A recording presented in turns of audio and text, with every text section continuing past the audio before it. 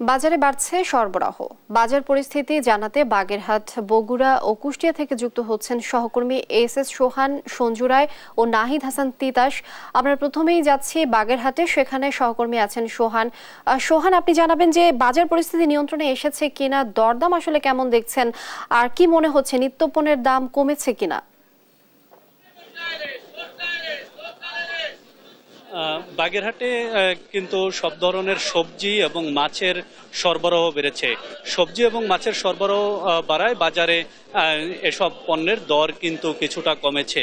তবে এই যে কমার পরেও যে দরে বিক্রি হচ্ছে এটাও সাধারণ মানুষের নাগালের বাইরে। এই মুহূর্তে আমরা বাগেরহাটের সব থেকে বড় বাজারে রয়েছি। এই বাজারে আসলে আমরা দেখেছি প্রতি কেজি আলু বিক্রি হচ্ছে আজকে 55 টাকা, যেটি কয়েকদিন আগে বিক্রি হচ্ছিল 60 টাকা। করলা বিক্রি হচ্ছে 60 টাকা করে, বেগুন 60 টাকা, কাঁকরোল 60 টাকা।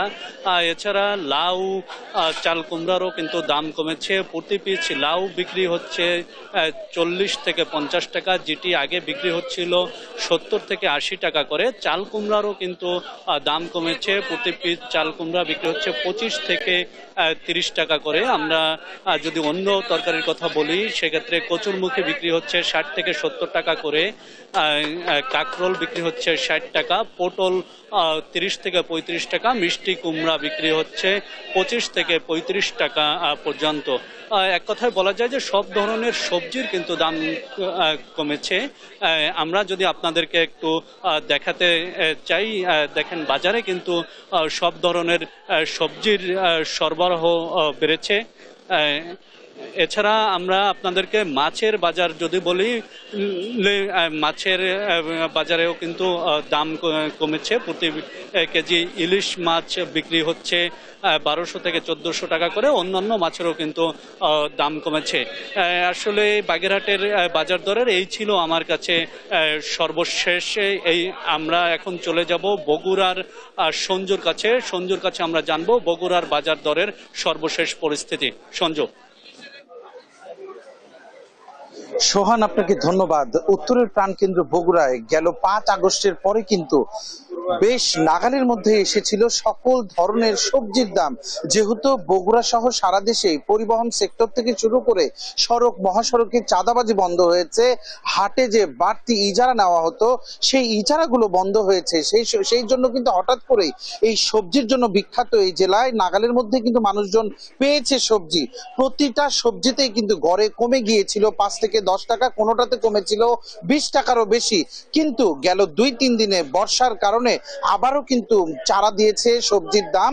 এখন যে দামগুলো আমরা বগুড়ার খুচরা বাজারে দেখছি তা কিন্তু আসলে বলা যায় না যে আসলে সাধারণ মানুষের নাগালের মধ্যে রয়েছে, কারণ এখনো এই দাম সাধারণ মানুষের কাছে অনেক বেশি এবং তাদের নাগালের বাইরে।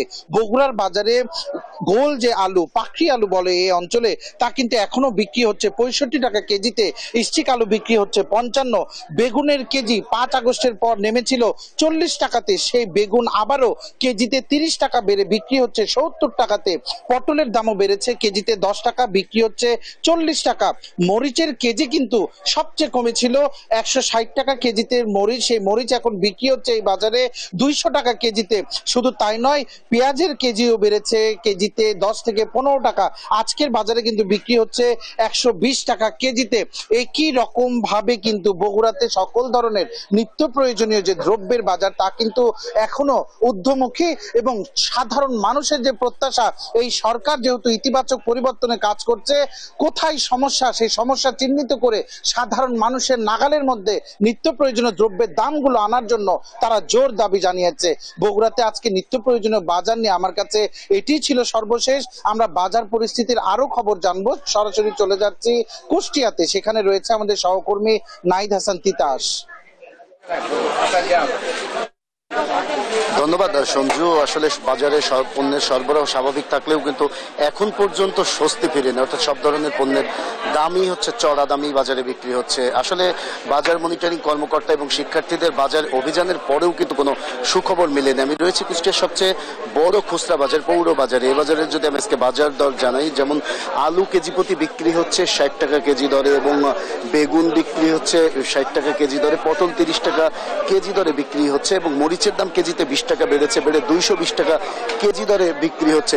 এছাড়াও পেঁয়াজের দামও সেই আগের মতোই 100 টাকা কেজি রয়েছে। অর্থাৎ আমরা বলতে পারি যে সবজির যে বাজারটি সেটি কিন্তু আসলে ঊর্ধ্বমুখী এবং চড়া দামেই বিক্রি হচ্ছে। আসলে আমি এখানকার যারা খুচরা বিক্রেতা রয়েছে আমি তাদের সাথে কথা বলেছি। খুচরা বিক্রেতাদের যেটি দাবি যে তারা যেটা দেখছে বা শুনছে সোশ্যাল মিডিয়ায় যে দাম কমেছে, কিন্তু তারা মহাজন বা বড় বড় আড়তদারদের কাছে কিনতে গিয়ে কিন্তু কোনো পণ্যই কম দামে পাচ্ছে না, তাই তারা কিন্তু কোনোভাবেই কম দামে বিক্রি করতে পারছে না। তারা বলছে যদি আড়তদার বা মহাজনের কাছ থেকে তারা কম দামে পণ্য কিনতে পারে তবেই কিন্তু কম দামে বেচবে, তাছাড়া বেচার কোনো সুযোগ নেই। এদিকে কিন্তু পণ্যের এই যে দাম না কমার কারণে কিন্তু এক প্রকার হতাশা প্রকাশ করছে যারা সাধারণ ক্রেতা রয়েছেন। তারা বলছেন যে এই সরকার, নতুন যে সরকার, তাদের কাছে কিন্তু তাদের প্রত্যাশা রয়েছে যে যত দ্রুত সম্ভব শক্ত পদক্ষেপের মাধ্যমে এই বাজারটিকে নিয়ন্ত্রণ করবে। এই ছিল কুষ্টিয়া থেকে বাজার দর সম্পর্কে আমার কাছে সর্বশেষ খবর। লিনিয়া, অসংখ্য ধন্যবাদ আপনাদের তিনজনকে আমাদের সঙ্গে যুক্ত হবার জন্য। দর্শক, বাজার পরিস্থিতির খবরাখবর জানাচ্ছিলেন আমাদের সহকর্মীরা।